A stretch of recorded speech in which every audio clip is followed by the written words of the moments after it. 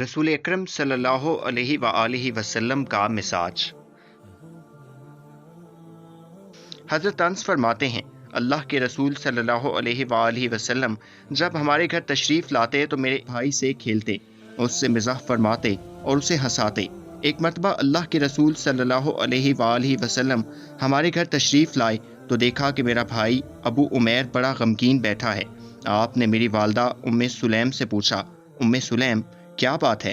अबू उमैर बड़ा गमगीन बैठा है।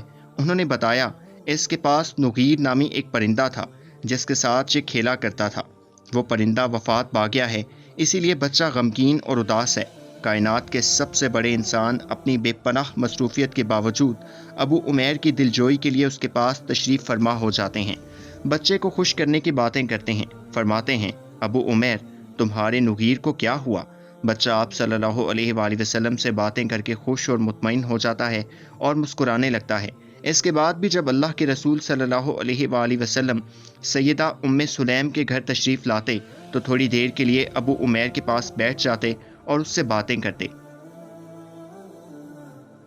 नाज़रीन, आप और हम इस बात पर ज़रा गौर करें, क्या हमने कभी किसी छोटे बच्चे के लिए अपनी मसरूफियत में से थोड़ा सा वक्त निकाला है? अपने रिश्तेदारों, मोहल्लेदारों और पड़ोसियों के बच्चों के लिए क्या हमारे पास चंद मिनट का वक्त है? क्या हमारी भारी भरकम शख्सियत गवारा करती है कि हम किसी मासूम बच्चे के पास बैठकर उससे थोड़ी देर बातचीत करें?